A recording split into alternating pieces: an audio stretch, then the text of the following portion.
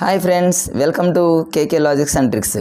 ఈరోజు మనం తెలుగు మెథడాలజీలో భాగంగా అర్థ విపరిణామం అనేటటువంటి ఈ టాపిక్ జనరల్గా చూసుకుంటే ఈ టాపిక్ అనేది మరి ఏ ఎగ్జామ్ చూసుకున్నా, ఎస్ఈటీ చూసుకున్నా, స్కూల్ అసిస్టెంట్ చూసుకున్నా, పండిట్స్ చూసుకున్నా, దేంట్లో చూసుకున్నా సరే ఈ టాపిక్ అనేది చాలా చాలా ఇంపార్టెంట్ ఫ్రెండ్స్.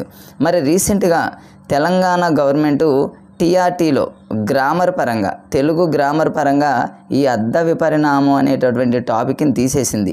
బట్ తెలుగు మెథడాలజీలో మాత్రం ఫస్ట్ చాప్టర్ అయినటువంటి భాషా నిర్వచనాలు, భాషోత్పత్తివాదాలు అనేటటువంటి మరో టాపిక్ ఉంటుంది. తెలుగు మెథడాలజీలో ఫస్ట్ టాపిక్ అదే ఫ్రెండ్స్. అందులో ఈ అర్థ విపరిణామం అనే టాపిక్ ఉంది ఫ్రెండ్స్. బట్ గ్రామర్లో తీసేసినప్పటికీ మరి అక్కడ మెథడాలజీలో అనేది ఇది మేజర్ కాబట్టి ఈ టాపిక్ మీద మెథడాలజీలో బిట్స్ రావడం కన్ఫామ్ ఫ్రెండ్స్. మరి ఎందుకంటే రీసెంట్గా ఆంధ్రాలో జరిగినటువంటి మీరు ఏ ఎగ్జామ్ అయినా